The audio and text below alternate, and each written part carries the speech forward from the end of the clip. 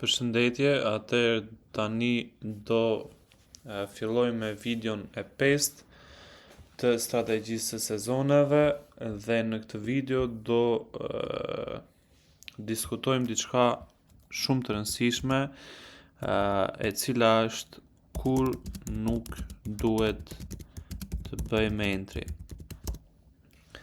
Atëherë, kjo pyetje është shumë e rëndësishme për vetë arsyen sepse duke ditur disa raste ku nuk mund të bëjmë entry, i shmangemi sa më shumë humbjes, gjithashtu rrisim win rating ton, gjithashtu rrisim edhe profitin ton, overall profit që mund ta quajmë. Dhe për ta bërë këtë gjë, unë jo më kot bëra dhe backtestin me 50 tregti tek GBP USD ose GBP USD, pound dollari. Dhe në bazë të këtyre 50 tregtive vura re disa skenare ku nuk kishin fitim, por kishin vetëm humbje. Pra ishin disa indikacione që tregonin vetëm që u mbet nëse keni këto indikacione. Dhe këto do i ndaj me ju tani. E para dhe më e rëndësishmja ishte nëse kemi të gjitha ato, nëse na jepet një mundësi për entry, pra bëhet manipulimi i Asian High ose Low dhe bëhet retesti, por jemi kundër trendit.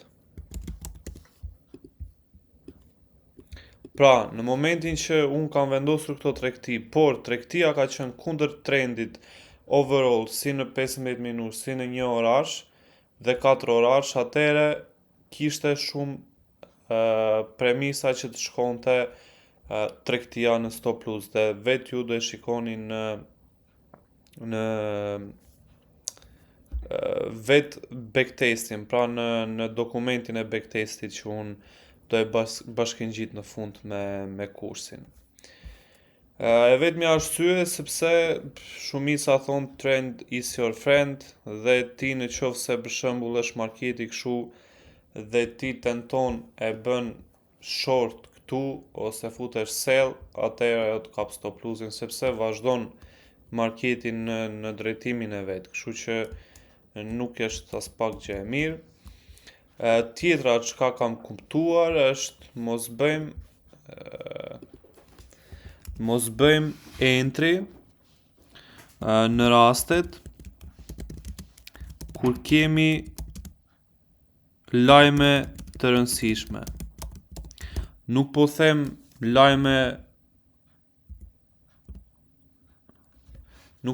lajme për Italinë ose Gjermaninë ose ndonjë lajm ku diun të dollarit që s'është shumë e rëndësishëm. Po, për sa i përket deklaratave të ECB, e cila është banka kryesore e Bashkimit Evropian, deklaratat të Powell, deklaratat nuk jam mbaj mend emrin, po është ai i poundit, guvernatorja, si e ka emrin ai, po ashtu dhe ai, dhe sidomos për shembull FOMC-ja nuk është se na ndikon ne.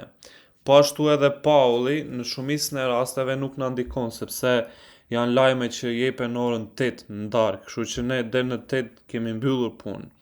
Po në CPI jo, në PPI jo dhe në NFP jo. Pra këto janë disa nga lajmet që mundet na i prishin komplet atë analizën që bëjmë ne. Kështu që është e mira që mos merreni fare me tregun kur janë këto lajme, pra.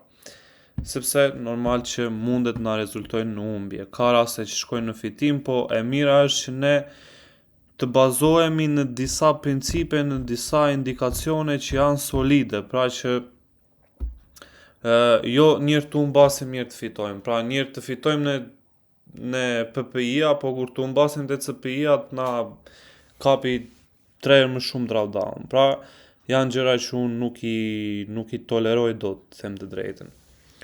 Dhe treta, e cila është po ashtu e rëndësishme dhe unë e kuptova vetëm nga backtesti, është kur hapet London Session agresivisht. Ju vetë do e shikoni tek backtesti që unë kam bërë. Dhe vetë do e kuptoni pse. Në momentin që ne kemi një high dhe një low të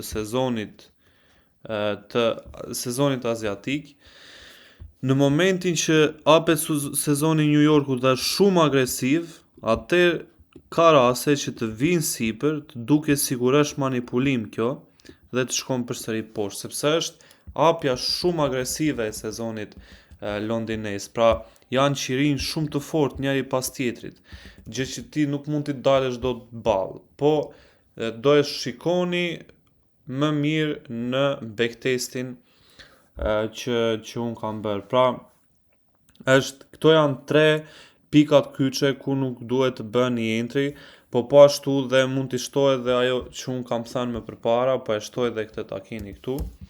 Nëse bëhet njëherë manipulim dhe bëhet retesti, ti bën entry ose e humbet si entry, mos bëj entry në ndonjë manipulim tjetër që mund të ndodhi gjatë ditës. Pra, një manipulim është boll, manipulimi i parë është boll. Manipulimet e tjera nuk janë të sigurta nëse do dalin profitable apo jo. Pra, këto janë rastet ku ne nuk duhet të bëjmë entry, do me thënë me patjetër, nëse doni që të krijoni një bazë me këtë strategji edhe një lifestyle me këtë strategji. Kështu që shkojmë tek videoja e fundit, të analizojmë backtestin që unë kam bërë, shohim disa entry që unë kam bërë, po ashtu backtestin do ja unë gjithë si file në fund të kursit.